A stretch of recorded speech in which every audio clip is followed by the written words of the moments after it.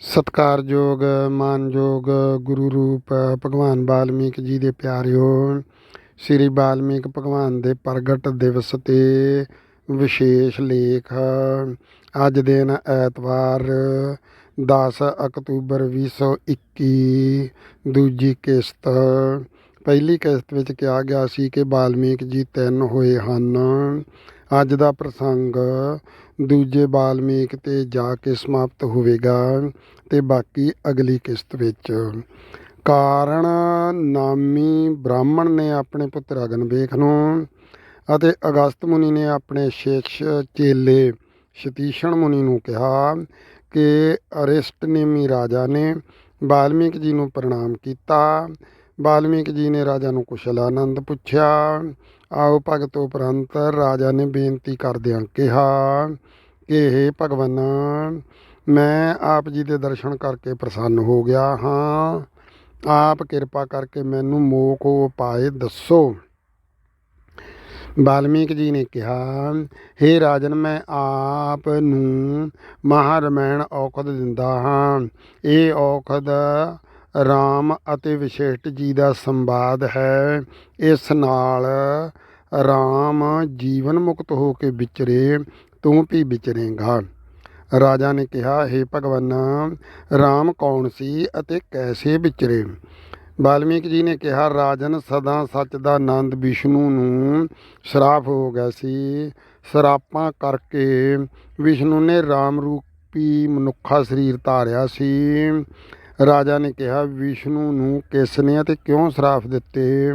ਵਾਲਮੀਕ ਜੀ ਨੇ ਕਿਹਾ, ਰਾਜਨ, ਇੱਕ ਦਿਨ ਵਿਸ਼ਨੂੰ ਬ੍ਰਹਮਪੁਰੀ ਵਿੱਚ ਆਇਆ ਸੀ। ਸਭ ਨੇ ਉੱਠ ਕੇ ਖੜੇ ਹੋ ਕੇ ਸਵਾਗਤ ਕੀਤਾ। ਸੰਤ ਕੁਮਾਰ ਨਾ ਉੱਠਿਆ ਅਤੇ ਨਾ ਹੀ ਉਸਨੇ ਸਵਾਗਤ ਕੀਤਾ। ਵਿਸ਼ਨੂੰ ਨੇ ਕਿਹਾ, ਸੰਤ ਕੁਮਾਰ, ਤੈਨੂੰ ਨੇਕਾਮਤਾ ਦਾ ਹੰਕਾਰ ਹੋ ਗਿਆ ਹੈ। ਤੂੰ ਕਾਮ ਕਰਕੇ ਆਤੁਰ ਹੋਵੇਂਗਾ ਤੇ ਕਾਮ ਪੂਰਤੀ ਨਹੀਂ ਕਰ ਪਾਵੇਂਗਾ। ਨਾਮ ਤੇਰਾ ਸ਼ਾਮ ਕਾਰਤਕ ਹੋਵੇਗਾ। ਸੰਤ ਕੁਮਾਰ ਨੇ ਕਿਹਾ, ਵਿਸ਼ਨੂੰ, ਤੈਂ ਮੈਨੂੰ ਬਿਨਾਂ ਵਜ੍ਹਾ ਸ਼ਰਾਪ ਦਿੱਤਾ। ਹੰਕਾਰ ਨੇਕਾਮਤਾ ਦਾ ਮੈਨੂੰ ਨਹੀਂ, ਤੈਨੂੰ ਸਰਬੱਗਤਾ ਦਾ ਹੰਕਾਰ ਹੈ। ਤੂੰ ਵੀ ਸਰਬੱਗਤਾ ਤੋਂ ਅਗਿਆਨੀ ਹੋ ਜਾਵੇਂਗਾ। ਦੂਜਾ ਸ਼ਰਾਪ। ਭ੍ਰਿਗੂ ਦੀ ਪਤਨੀ ਨੂੰ ਰਾਖਸ਼ ਚੁੱਕ ਕੇ ਲੈ ਗਿਆ ਸੀ। ਭ੍ਰਿਗੂ ਨੇ ਸ਼ਰਾਪ ਦਿੱਤਾ, ਵਿਸ਼ਨੂੰ, ਤੇਰੇ ਭਰੋਸੇ ਮੈਂ ਪਤਨੀ ਨੂੰ ਘਰ ਛੱਡ ਕੇ ਜਾਂਦਾ ਸੀ। ਤੈਂ ਰਾਖੀ ਨਹੀਂ ਕੀਤੀ। ਤੇਰੀ ਪਤਨੀ ਨੂੰ ਵੀ ਰਾਖਸ਼ ਚੱਕ ਕੇ ਲੈ ਜਾਏਗਾ। ਤੀਜਾ ਸ਼ਰਾਪ। ਵਿਸ਼ਨੂੰ ਨੇ ਨਰਸਿੰਘ ਰੂਪ ਹੋ ਕੇ ਦੇਵ ਸ਼ਰਮਾ ਦੀ ਪਤਨੀ ਨੂੰ ਡਰਾ ਦਿੱਤਾ। ਉਹ ਸਹਿਮ ਕੇ ਮਰ ਗਈ।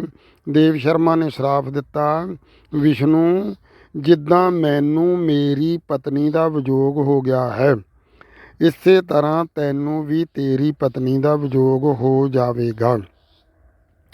ਚੌਥਾ ਸ਼ਰਾਪ। ਨਾਰਦ ਮੁਨੀ ਜਿਸ ਕੰਨਿਆ ਨਾਲ ਵਿਆਹ ਕਰਾਉਣਾ ਚਾਹੁੰਦੇ ਸੀ, ਵਿਸ਼ਨੂੰ ਨੇ ਨਾਰਦ ਮੁਨੀ ਨੂੰ ਧੋਖਾ ਦੇ ਕੇ ਉਸ ਕੰਨਿਆ ਨਾਲ ਆਪ ਵਿਆਹ ਕਰਾ ਲਿਆ। ਨਾਰਦ ਨੇ ਕਿਹਾ, ਵਿਸ਼ਨੂੰ, ਜਿੱਦਾਂ ਮੈਂ ਪਤਨੀ ਖੁਣੋਂ ਵਿਆਕਲ ਹੋ ਗਿਆ ਹਾਂ, ਇਸੇ ਤਰ੍ਹਾਂ ਤੂੰ ਵੀ ਪਤਨੀ ਖੁਣੋਂ ਵਿਆਕਲ ਹੋ ਕੇ ਬਨ-ਬਨ ਭਟਕਦਾ ਫਿਰੇਂਗਾ। ਹੇ ਰਾਜਨ, ਇਹਨਾਂ ਸ਼ਰਾਪਾਂ ਕਰਕੇ ਵਿਸ਼ਨੂੰ ਰਾਮ ਰੂਪ ਮਨੁੱਖਾ ਸਰੀਰ ਧਾਰ ਕੇ ਅਗਿਆਨੀ ਹੋ ਗਿਆ ਸੀ। ਗਿਆਨ ਕਰਾਉਣ ਲਈ ਵਸ਼ਿਸ਼ਟ ਜੀ ਨੇ ਉਪਦੇਸ਼ ਦਿੱਤਾ। ਉਸ ਉਪਦੇਸ਼ ਦਾ ਸਾਰ ਅੰਸ਼ ਲਿਖ ਕੇ ਮੈਂ ਭਾਰਦਵਾਜ ਆਪਣੇ ਸ਼ਿਸ਼ ਨੂੰ ਸੁਣਾਇਆ। ਭਾਰਦਵਾਜ ਤੋਂ ਬ੍ਰਹਮਾ ਨੇ ਸੁਣ ਕੇ ਕਿਹਾ, ਵਰ ਮੰਗ ਅਤੇ ਨਾਲੇ ਇਹ ਦੱਸ ਕਿ ਇਹ ਕਾਵਿ ਰਚਨਾ ਕਿਸ ਨੇ ਕੀਤੀ ਹੈ। ਤਾਂ ਭਾਰਦਵਾਜ ਨੇ ਵਰ ਮੰਗਿਆ, ਸੰਸਾਰ ਦੁੱਖਾਂ ਤੋਂ ਛੁਟਕਾਰਾ ਪਾ ਕੇ ਮੁਕਤ ਹੋਵੇ ਅਤੇ ਇਹ ਕਾਵਿ ਰਚਨਾ ਮੇਰੇ ਗੁਰੂਦੇਵ ਵਾਲਮੀਕ ਜੀ ਦੀ ਹੈ।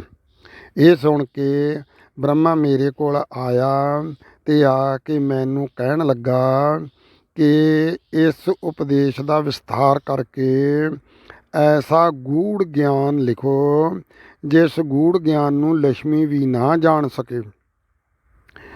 ਭਾਰਦਵਾਜ ਦੇ ਮੰਗੇ ਵਰ ਅਨੁਸਾਰ ਮੈਂ ਵਰਦਾਨ ਦਿੰਦਾ ਹਾਂ ਕਿ ਤੁਸਾਂ ਦਾ ਲਿਖਿਆ ਉਪਦੇਸ਼ ਰੂਪੀ ਮਹਾਰਮੈਣ ਭਵਜਲ ਪਾਰ ਹੋਣ ਦਾ ਪੁਲ ਅਤੇ ਰਾਮ ਅਤੇ ਮੁਕਤੀ ਚਾਹੁਣ ਵਾਲਿਆਂ ਲਈ ਰਾਮ ਦੇ ਨਾਮ ਦਾ ਜਹਾਜ਼ ਹੋਵੇਗਾ। ਪ੍ਰਸ਼ਨ। ਰਾਜਨ, ਇਸ 'ਤੇ ਪ੍ਰਸ਼ਨ ਹੈ ਕਿ ਇਹ ਵਿਦਾਂਤ ਅਤੇ ਰੂਹਾਨੀਅਤ ਦਾ ਮਹਾਨ ਗ੍ਰੰਥ ਹੈ। ਇਸ ਗ੍ਰੰਥ ਦਾ ਵਿਸ਼ਾ ਕੀ ਹੈ, ਪ੍ਰਯੋਜਨ ਕੀ ਹੈ, ਸੰਬੰਧ ਕੀ ਹੈ ਅਤੇ ਅਧਿਕਾਰੀ ਕੌਣ ਹੈ? ਉੱਤਰ। ਰਾਜਨ, ਇਸ ਸਵਾਲ ਦਾ ਉੱਤਰ ਇਹ ਹੈ ਕਿ ਸੱਚ, ਚਿੱਤ, ਆਨੰਦ ਰੂਪ ਅਚਿੰਤੇ ਚੇਨ ਮਾਤਰ ਆਤਮਾ ਨੂੰ ਜਨਾਉਣਾ ਇਸ ਗ੍ਰੰਥ ਦਾ ਵਿਸ਼ਾ ਹੈ। ਪਰਮਾਨੰਦ ਆਤਮਾ ਦੀ ਪ੍ਰਾਪਤੀ, ਆਤਮ ਅਭਿਮਾਨ ਦੀ ਨਿਵਿਰਤੀ ਇਸ ਗ੍ਰੰਥ ਦਾ ਪ੍ਰਯੋਜਨ ਹੈ। ਬ੍ਰਹਮ ਵਿਦਿਆ, ਮੋਖ ਉਪਾਏ, ਆਤਮ ਪਦ ਦਾ ਪ੍ਰਤਿਪਾਦਨ ਇਸ ਗ੍ਰੰਥ ਦਾ ਸੰਬੰਧ ਹੈ।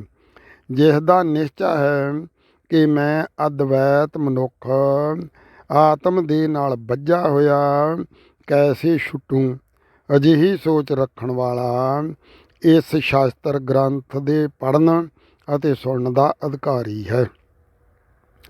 ਰਾਜਾ ਨੇ ਕਿਹਾ, ਗੁਰੂ ਜੀ, ਮੈਂ ਵੀ ਜੀਵਨ ਮੁਕਤ ਹੋਣਾ ਚਾਹੁੰਦਾ ਹਾਂ।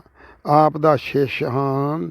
ਭਾਰਦਵਾਜ ਵਾਂਗ ਵਿਧੀ ਅਨੁਸਾਰ ਮੈਨੂੰ ਵੀ ਸੁਣਾਓ। ਵਾਲਮੀਕ ਜੀ ਨੇ ਕਿਹਾ, ਰਾਜਨ, ਧਿਆਨ ਦੇ ਕੇ ਸੁਣ, ਸੁਣਾਉਂਦਾ ਹਾਂ। ਸੁਣਾਉਂਦਾ ਹਾਂ ਕਹਿਣ 'ਤੇ ਰਾਜਾ ਇਕਾਗਰ ਚਿੱਤ ਹੋ ਕੇ ਬੈਠ ਗਿਆ।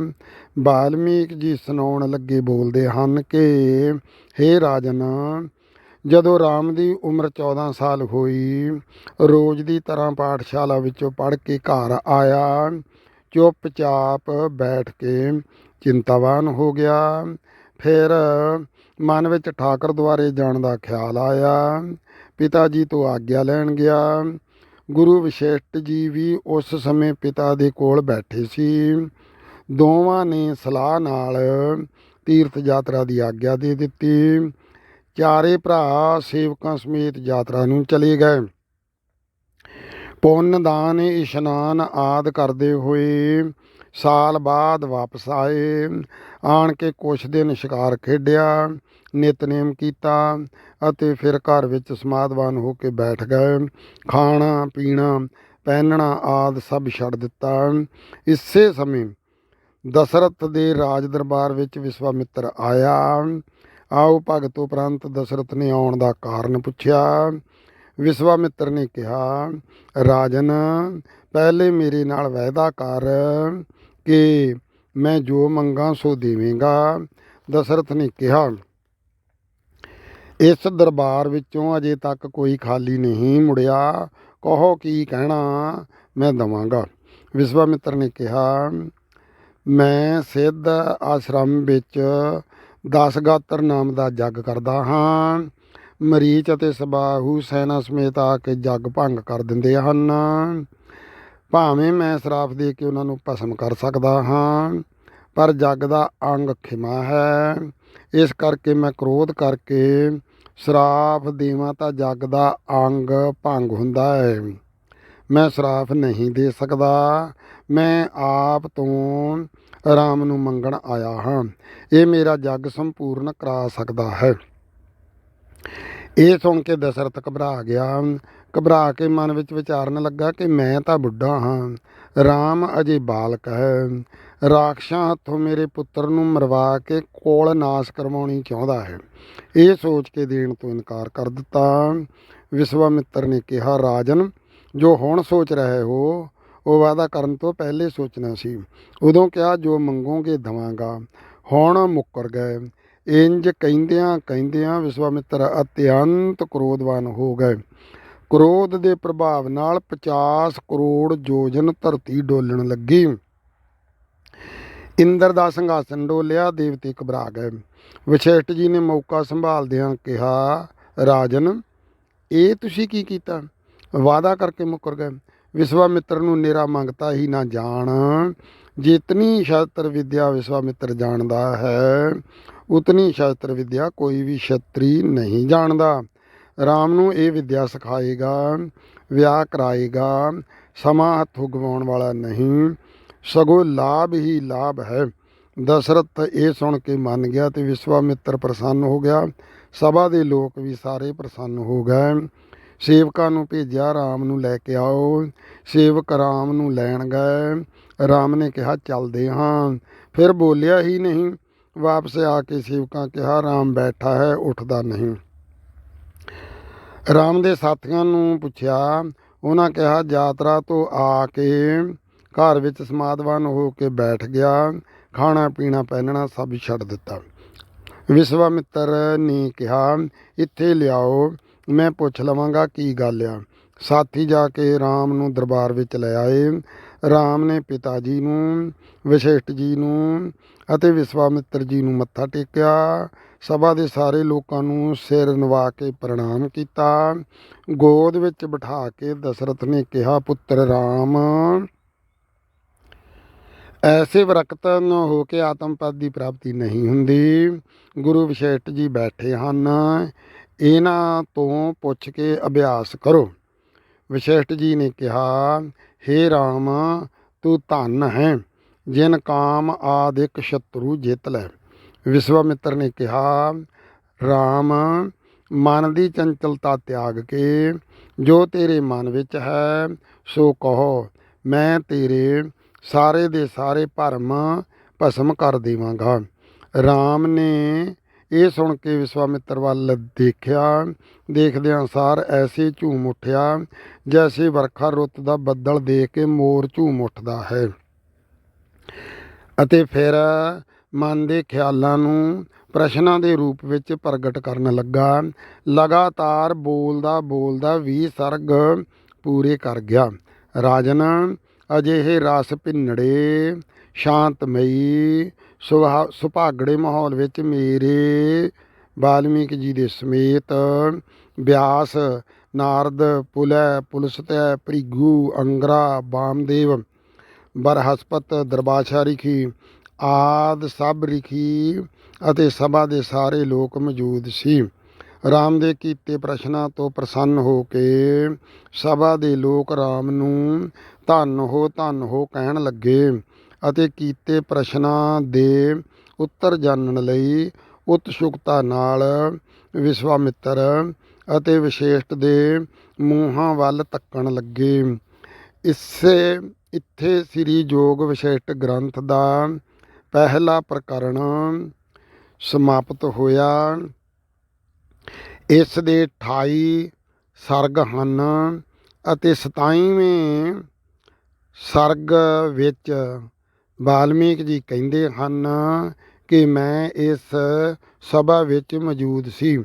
ਸ਼ਰਧਾਲੂਓ ਅਤੇ ਵਿਰੋਧੀਓ, ਗੌਰ ਨਾਲ ਸੁਣੋ, ਧਿਆਨ ਦਿਓ ਕਿ ਚੋਰ ਡਾਕੂ ਨੂੰ ਕਿਸ ਨੇ ਇਸ ਸਭਾ ਵਿੱਚ ਬਹਿਣ ਦੇਣਾ ਸੀ।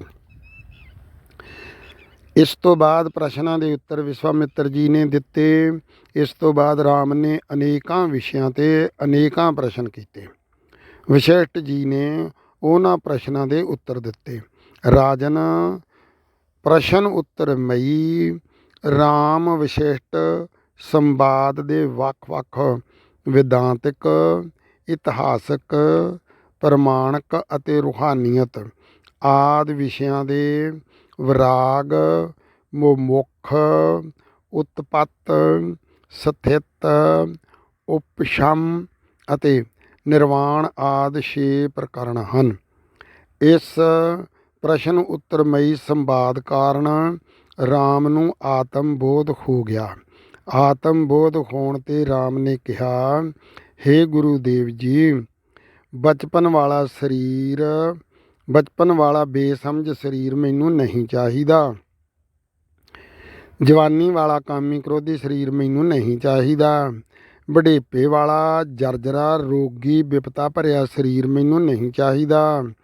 ਨਹੀਂ ਚਾਹੀਦਾ ਮੈਨੂੰ ਬਿਨਸਣਹਾਰ ਸੰਸਾਰ ਦਾ ਮਨੁੱਖੀ ਸਰੀਰ। ਗੁਰੂ ਦੇਵ ਜੀ, ਮੈਂ ਆਪ ਦੇ ਹੁਕਮਾਂ ਅਨੁਸਾਰ ਜੀਵਨ ਬਤੀਤ ਕਰਦਾ ਹੋਇਆ ਨਿਸ਼ਕਾਮ ਕਰਮ ਕਰਾਂਗਾ। ਵਸ਼ਿਸ਼ਠ ਜੀ ਨੇ ਕਿਹਾ ਹੇ ਰਾਮ, ਗੁਰੂ ਦੇ ਹੁਕਮਾਂ ਅਨੁਸਾਰ ਚੱਲਣਾ ਅਤੇ ਨਿਸ਼ਕਾਮ ਕਰਮ ਕਰਨੇ ਹੀ ਜੀਵਨ ਮੁਕਤ ਦੀ ਪਹਿਲੀ ਅਵਸਥਾ ਆਰੰਭ ਹੁੰਦੀ ਹੈ। ਤਾਂ ਰਾਮ ਨੇ ਕਿਹਾ, ਹੇ ਗੁਰੂਦੇਵ ਜੀ, ਮੈਂ ਅਜਿਹਾ ਹੀ ਕਰਾਂਗਾ। ਕਹਿ ਕੇ ਰਾਮ ਚੁੱਪ ਹੋ ਗਿਆ। ਰਾਮ ਨੂੰ ਸੰਤੁਸ਼ਟ ਹੋਇਆ ਦੇਖ ਕੇ ਦਸ਼ਰਥ ਨੇ ਰਾਮ ਨੂੰ ਵਿਸ਼ਵਾਮਿੱਤਰ ਨਾਲ ਜਾਣ ਲਈ ਕਿਹਾ। ਲਛਮਣ ਵੀ ਨਾਲ ਜਾਣ ਲਈ ਤਿਆਰ ਹੋ ਗਿਆ। ਅਯੁੱਧਿਆਪੁਰੀ ਤੋਂ ਸਿੱਧਾ ਆਸ਼ਰਮ ਜਾਣ ਲਈ ਤਿੰਨੇ ਪੈਦਲ ਚੱਲ ਪਏ। ਯੋਗ ਵਿਸ਼ਿਸ਼ਟ ਮਹਾਰਾਮਾਇਣ ਗ੍ਰੰਥ ਵਿੱਚੋਂ ਧੰਨਵਾਦ ਸਹਿਤ ਇਸ ਪ੍ਰਸੰਗ ਨੂੰ ਪ੍ਰਾਪਤ ਕੀਤਾ ਅਤੇ ਇਸ ਪ੍ਰਸੰਗ ਦੀ ਲੜੀ ਜੋੜਨ ਲਈ ਸ੍ਰੀ ਵਾਲਮੀਕੀ ਰਾਮਾਇਣ ਦੇ ਬਾਲਕਾਂਡ ਦੇ 22ਵੇਂ ਸਰਗ ਤੋਂ ਸ਼ੁਰੂ ਤਿੰਨੇ ਪੈਦਲ ਚੱਲ ਪਏ।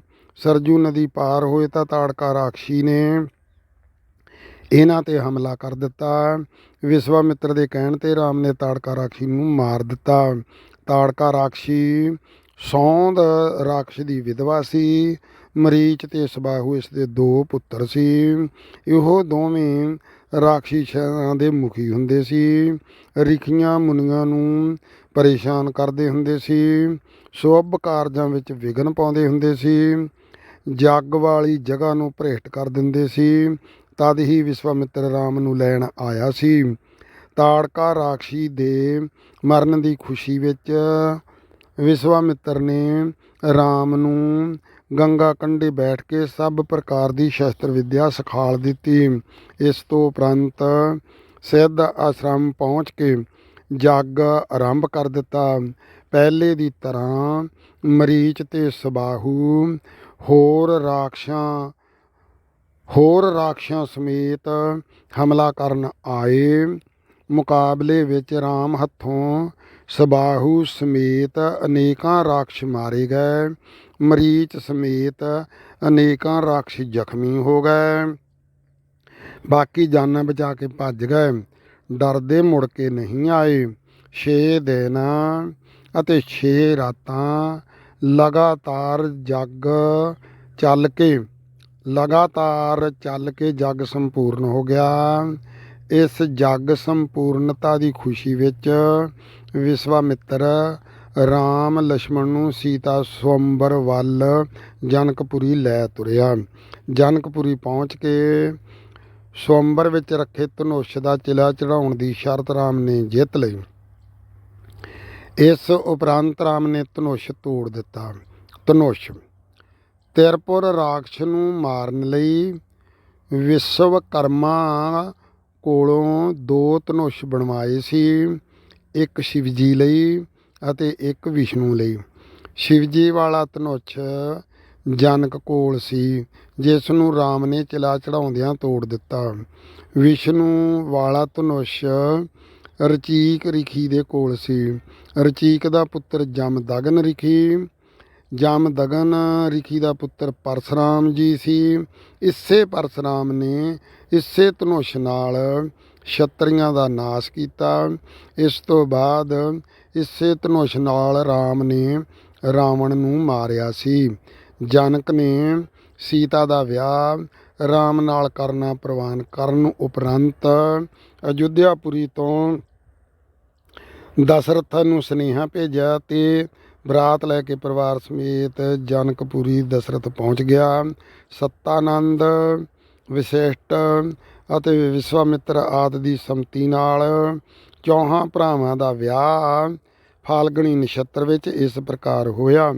ਰਾਮ ਦਾ ਸੀਤਾ ਨਾਲ, ਲਛਮਣ ਦਾ ਉਰਮਲਾ ਸੀਤਾ ਦੀ ਛੋਟੀ ਭੈਣ ਨਾਲ, ਭਰਤ ਦਾ ਮਾਂਡਕਰਨੀ ਨਾਲ, ਸ਼ਤਰਘਨ ਦਾ ਸੂਰਤਕ੍ਰਿਤ ਨਾਲ।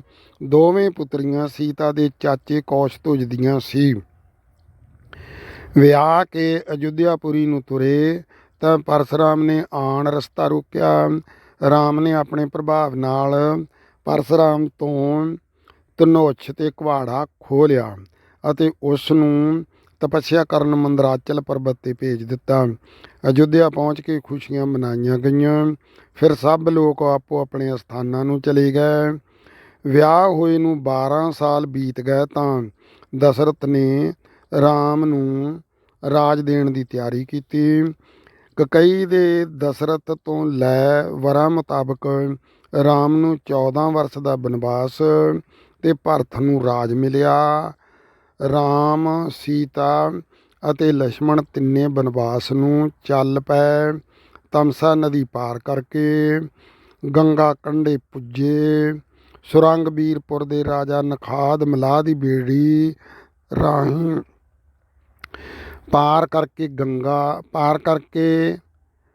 ਨਖਾਦ ਮਲਾਹ ਦੀ ਬੇੜੀ ਰਾਹੀਂ ਗੰਗਾ ਪਾਰ ਕਰਕੇ ਗੰਗਾ ਜਮਨਾ ਸੰਗਮ ਪ੍ਰਾਗਰਾਜ ਤੋਂ ਹੁੰਦੇ ਹੋਏ ਭਾਰਦਵਾਜ ਦੇ ਡੇਰੇ ਪਹੁੰਚੇ।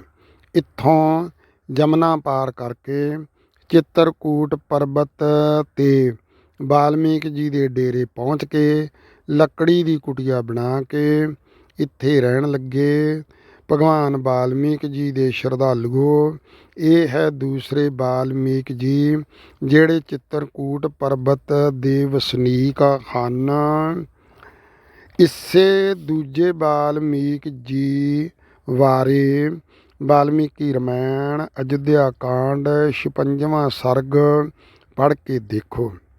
ਪੜ੍ਹੋ ਅਤੇ ਤੁਲਸੀ ਰਾਮਾਇਣ ਸ਼੍ਰੀ ਰਾਮ ਰਚਿਤ ਮਾਨਸ ਅਯੁੱਧਿਆ ਕਾਂਡ ਦੀ ਦੋਹਰਾ 123 ਤੋਂ 133 ਤੱਕ ਇਸ ਵਾਲਮੀਕ ਜੀ ਦਾ ਹਵਾਲਾ ਹੈ ਕਿ ਚਿੱਤਰਕੂਟ ਪਰਬਤ 'ਤੇ ਆਪਣਾ ਆਸ਼ਰਮ ਬਣਾ ਕੇ ਤਪੱਸਿਆ ਕਰਦਾ ਸੀ। ਦੋਨਾਂ ਰਾਮਾਇਣਾਂ ਵਿੱਚ ਇਸ ਦੇ ਮਾਤਾ ਪਿਤਾ ਦਾ ਅਤੇ ਜਾਤੀ ਦਾ ਨਾਮ ਨਹੀਂ ਲਿਖਿਆ ਹੋਇਆ ਕਿ ਇਹ ਕੌਣ ਸੀ। ਇਹ ਕੌਣ ਸੀ ਜਾਤੀ ਵਿੱਚੋਂ ਸੀ।